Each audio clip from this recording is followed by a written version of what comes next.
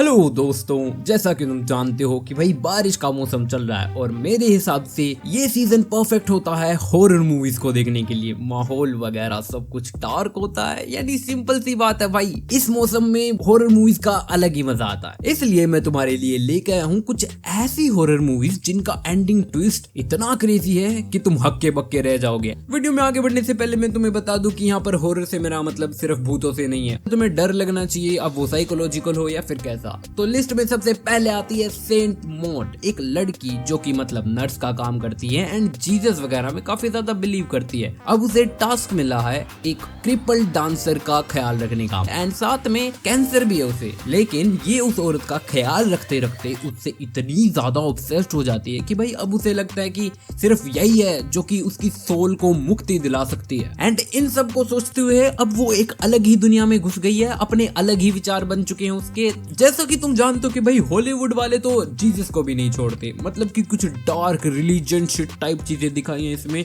जो कि शायद तुम्हें काफी डिस्टर्बिंग भी लगे। एंड पहले बता दूं, इसमें काफी बोल्ड सीन्स भी हैं, तो घर वालों के साथ तो मत ही देखना। मूवी क्यूरियोसिटी बांधे रखती है एंड ऐसी बात नहीं है कि मतलब इसका एंड कोड ज्यादा कंफ्यूजिंग है। अगर तुम थोड़ी बहुत भी मूवीज वगैरह देखते हो तो हाँ, काफी आसानी से तुम्हें समझ में आ जाएगा। इसके बाद आती है हेरिडेटरी एंड इसका भाई अपनी हॉरर दुनिया में अलग ही राज चलता है। अगर तुम हॉरर मूवीज को पसंद करते हो और तुमने हेरिडेटरी के बारे में नहीं पता तो भाई तुम कैसे फैन हो। इसकी स्टोरी एक फैमिली के बारे में जिनके यहाँ अभी अभी उनकी बूढ़ी दादी की मौत हुई है एंड तभी से उनके घर में कुछ अजीब चीजें होने लग जाती है, एक एक करके सबके साथ बुरा होने लग जाता है। यानी कि कुछ तो ऐसी एंटिटी है जो कि उन्हें चैन से जीने नहीं दे रही। इस मूवी को देखते हुए तुम्हें ऐसा लगेगा कि हाँ भाई तुम्हें सब कुछ समझ में आ रहा है, लेकिन एंडिंग वाले सीन्स तुम्हारा पूरा पॉइंट ऑफ व्यू ही बदल के रख देते हैं। देखो, अगर सेंट मोड डिस्टर्बिंग थी तो ये डिस्टर्बिंग प्रो मैक्स है। तुम इसे फर्स्ट टाइम देखोगे तो पूरी मूवी को देखते हुए तुम्हें भी ऐसा लगेगा कि मतलब हाँ, एक दो सीन्स हैं जो थोड़े से डरावने हैं, बट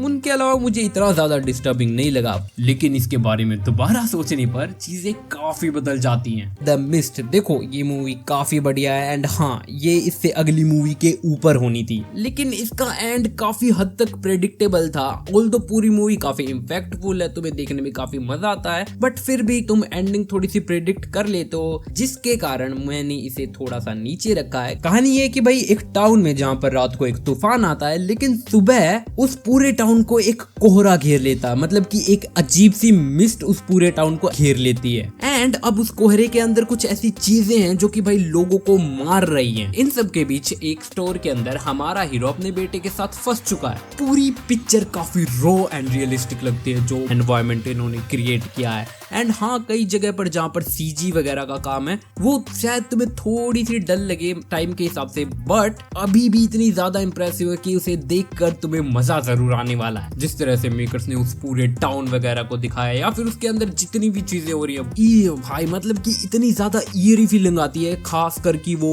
गार्ड होता है एंड उसका इतना अजीब हाल किया था, मैं बयान नहीं कर सकता। जिसके बाद एंड में जो ट्विस्ट आता है, मैंने जैसा कि बताया काफी तक तुम प्रेडिक्ट कर लेते हो, लेकिन फिर भी जब वो होता है ना, मतलब जो फीलिंग तुम्हारे साथ छोड़ के जाता है कि इतना सब कुछ हो गया हमारे हीरो के साथ एंड भी उस बेचारे के पास बचा ही क्या है। इस मूवी के बारे में तो मैं पक्का कहूंगा कि देखो भाई, इसे जरूर से देखो। वहीं पर अगली मूवी है 2001 की द अदर्स। ये थोड़ी पुरानी है इसलिए तुम इसे क्लासिकल मान सकते हो। स्टोरी 1945 में सेट है, मतलब कि सेकेंड वर्ल्ड वॉर के बिल्कुल बाद की, जहाँ पर एक औरत अपने दोनों बच्चों के साथ अपने मेंशन में रह रही है एंड उसका पति 1.5 साल से गायब है, मतलब कि जर्मन्स के साथ लड़ने के लिए निकला था, लेकिन अब तक वापस नहीं लौटा है। इसके दोनों बच्चों को एक प्रॉब्लम है, जिस रीजन से वो लाइट नहीं झेल सकती। इसलिए ये औरत अपने बच्चों को प्रोटेक्ट करने के लिए हर वक्त उन्हें अंधेरे में रखती है ताकि वो लाइट से एक्सपोज ना हो। दिन हो चाहे रात, हर वक्त होगा अंधेरा ही अंधेरा।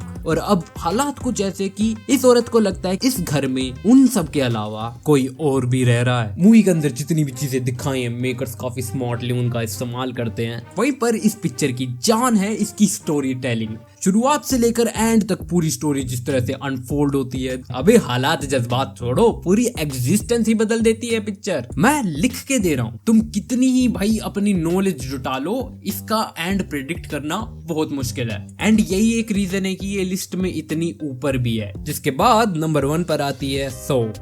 लोग मर्डर मिस्ट्रीज के नाम पर 7 जैसी मूवीज की बात करते हैं, जो कि of course they are great, but मैं कंफ्यूज हूँ, मैं जेन्युइनली कंफ्यूज हूँ, हैरान भी हूँ कि लोग इस मूवी के बारे में क्यों नहीं बात करते यार। इस पिक्चर के बारे में कैसे भूल सकते हो। देखो, अगर तुम मर्डर मिस्ट्री मूवीज के फैन हो तो इसे बिल्कुल भी स्किप मत करना। मूवी एक सनकी किलर के बारे में बताती है जो कि लोगों को मार रहा है या फिर उन्हें मजबूर कर रहा है कि वो खुद ही खुद को मार लें, जिसके लिए वो उन्हें एक डेडली सिचुएशन के अंदर डाल देता है, जो कि बहुत ज्यादा कंफ्यूजिंग भी होती है। अगर उसके चंगुल से तुम निकल गए तो बच जाओगे, और अगर उस गेम में हार गए तो मरना तो तय ही है। एंड इन सब का वो रीजन बताता है कि भाई वो उन्हें सुधार रहा है, उन्हें जीने का असली मीनिंग बता रहा है, उन्हें एक बेटर इंसान बना रहा है, वगैरह वगैरह। मतलब कि अपना किलर ऑनर किलिंग शिट में थोड़ा सा ज्यादा इंटरेस्टेड है। अब इसके चंगुल में आ गए 2 इंसान जो कि हमारी पिक्चर के हीरो हैं। देखो, इस चीज को कोई डिनाई नहीं कर सकता कि मर्डर मिस्ट्री मूवीज के अंदर the killer will always be in front of you. ऐसी मूवीज में कातिल हमेशा तुम्हारे सामने होता है। एंड बिलीव करो भाई, इसकी एंडिंग में जो ट्विस्ट है, कोई भी आदमी ये नहीं कह सकता कि मैं तो जानता ही था यही सब होने वाला है। इसके डायरेक्टर जेम्स वॉन है, जिसने Insidious, the Conjuring 2 and the fast and furious 7 को भी डायरेक्ट किया है। वही मूवी जिसके बारे में ये माना जाता है कि फास्ट एंड फ्यूरियस फ्रेंचाइज को वहीं पर खत्म हो जाना चाहिए था। उसके बाद पता नहीं मेकर्स के अंदर क्या ही चुल मची पड़ी है।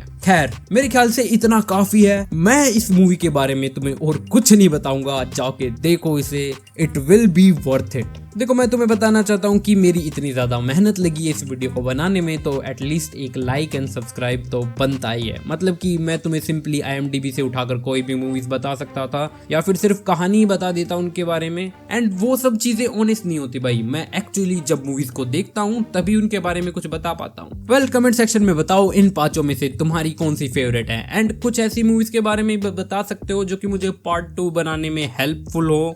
तब तक के लिए अलविदा।